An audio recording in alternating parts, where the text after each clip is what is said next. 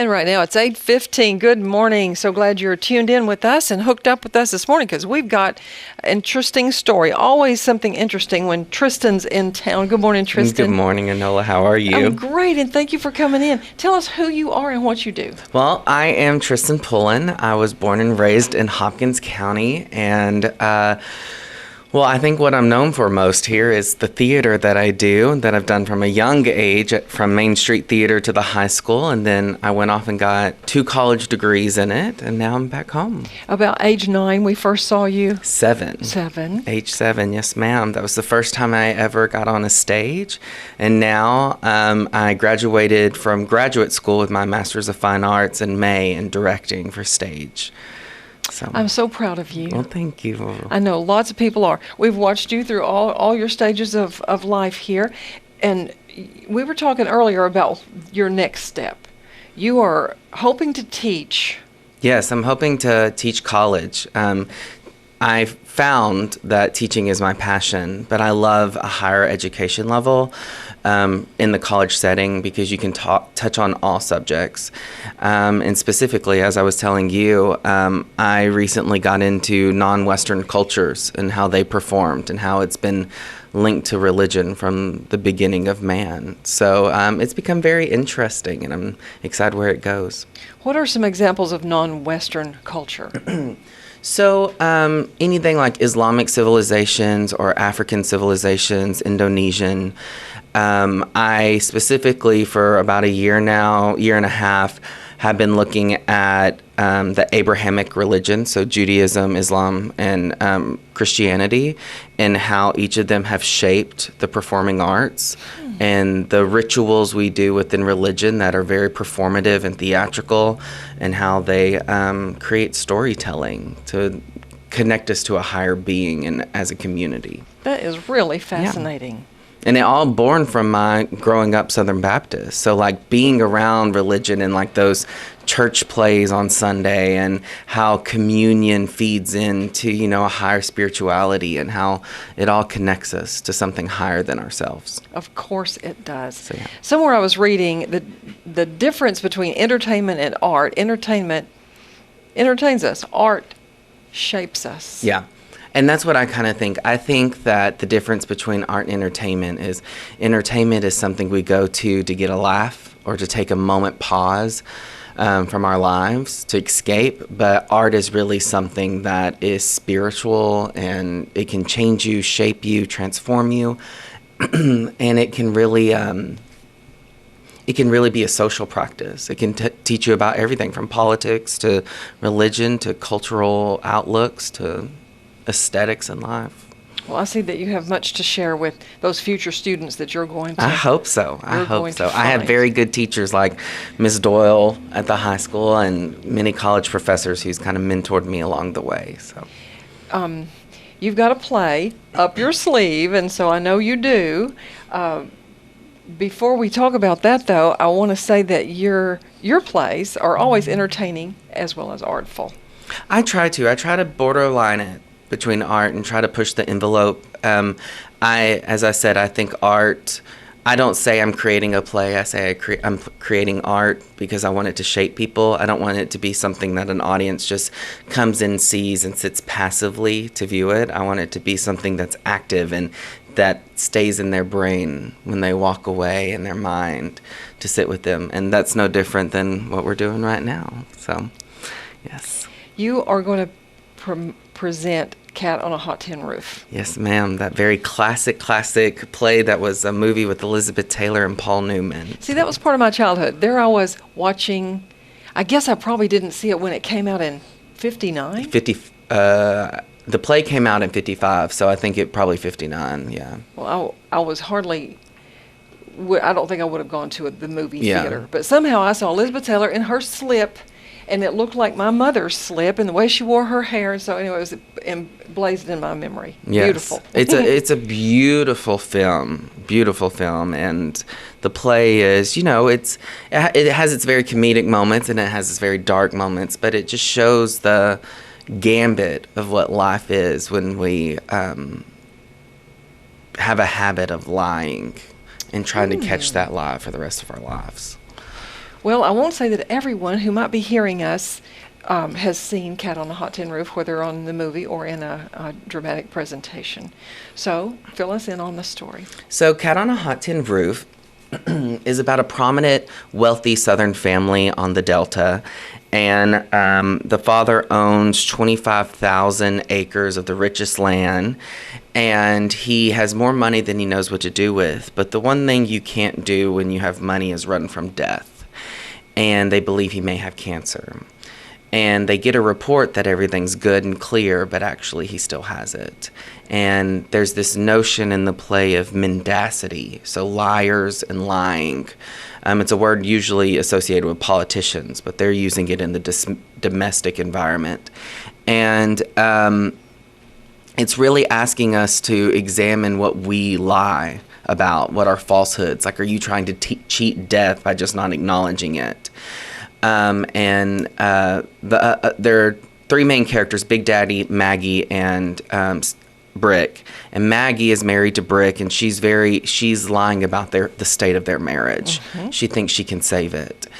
And Brick is an alcoholic who had a dear friend who had a very close relationship with, Skipper, who died, and it really promoted his downfall. And there's a lot of question about what the nature of that relationship was and how it affected his marriage now. And it's about lying about one's identity and condition and circumstances. Okay. But it is very funny. Rachel Finney is in the play, and she says some of the funniest lines. And it is hysterical, but it's very powerful, very moving, and the cast is just outstanding. So you're directing, yes, acting, producing? Yes. Okay. I'm wearing 3 hats, which I normally don't do, but when I talked to Leah Connor about doing a show, she said, well, if we do Cat on a Hot Tin Roof, you need to play Brick. And I went, oh, okay.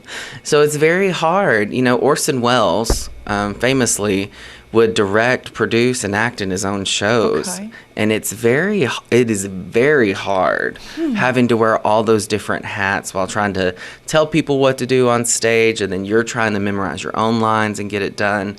But it's been very rewarding. I think I've seen how far my I hate to say talents, but what I can wrap my head around in one moment. So, well, it's a good stretch for you here yes. back home. So you play Brick. Yes, ma'am. Leah Connor plays Maggie. Scott McDermott, who's a doctor here in town, plays Big Daddy, and he is fabulous. Cindy Lancaster plays Big Mama, who she's no stranger to the stage in Hopkins camps, yes. and she's hysterical. Rachel Finney plays May. And we have actors. Royce Naylor is coming in. Alvaro Aguilar is coming in to play a role. And then one special thing that I've never done here is I've hired a friend of mine from out of state to come in and play a character. And his name is Austin Wall. And he is coming in from Mississippi to play Gooper in the show. And he's fabulous. I just directed him in a show in Memphis. Well, I'm glad that you have gathered such a cast as that, and we'll look forward to meeting the new ones as well. So when and where will we see Cat on a Hot Tin Roof? So the show opens July 23rd, and it runs through the 25th, and it is going to be at the venue on Main Street. It's the venue at 219, right beside Arturo's Pizza. And it's going to be a fabulous show. It's a little unconventional, a little experimental. But again, it runs July 23rd, 24th, and 25th. And July 23rd, that Friday, there's a VIP event where there's specialty cocktails tied to the characters, charcuterie boards, live music, a Q&A with the cast afterwards. And it's going to be fun. Fabulous. Yes, ma'am. And tickets for the VIP night are $40 single, or for couples, it's $60, so you get a discount if you get 2. And then for the rest of the weekend, they're just $10. $10, okay. And seating limited? Oh yes, very limited seating because it's in an untraditional venue for theater, so you have to kind of work with the boundaries. Well, we are curious about how you will set things up. Oh yeah. And we will see how that does. It's a long, narrow building like many of the downtown. Yeah, it will be different. The stage is set up in an alley formation, so the audience will be able to see each other. Okay. So I don't think that's ever been done in Hopkins County before, because usually it's very presentational, like the audience, and then there's a stage. But the stage sits in the middle of the audience. How interesting. So I think they're going to feel maybe that they're in the room with Maggie and Brick as their life goes on. So I'm excited. I love directing like this. So well, it's very you get interesting. you get to do it all in the areas that you've explained to us that you'll be heading up, and so and your creativity will shine. I hope so. Yes, ma'am. I remember seeing one that was done over in the Reed Theater, and it seemed almost like it was in a half round. Yes, it was. That was A Streetcar Named Desire by Tennessee Williams. Clearly, I have a fascination with him. But yeah, it's going to be, if you saw Streetcar, it's going to be very much along the same lines of I'm trying to turn, entertainment into art. But Cat on a Hot Tin Roof is a what I call a table drama, where it's a lot of sitting because they're in a bedroom. So it's more about examining people's actions and what they do versus what they say versus what they do. So yeah, no, and Streetcar was very, different for Sulphur Springs because audience was very close, but they also, the alleys were, the actors would walk in and around you, and it was just very different. And this one's going to be a lot of the same. Well, you're still putting your spin on local theater here, and we have a life of local theater here in Sulphur Springs, Hopkins County. We do, and that's what I've been very thankful, and I have bragged about Hopkins County most of my life when I leave, because I was very fortunate to have such a theater upbringing at community theaters on Main Street. And then when I got into high school, we had a fabulous theater department with Miss Doyle. And when I got off to college, she set us up for success. And then I had amazing mentors in Santa Fe, where I went to undergrad, and then got that amazing opportunity to go work in New York on Broadway, and then went off to Memphis. And it seems as though, that God has always been just pushing a path forward that says, it may not always be easy, but you're heading down the path I want you to go down. And it's because He's put teachers along the path to get me to where I'm going. We have just like 1 minute left, but you may find yourself somewhere far flung around the world.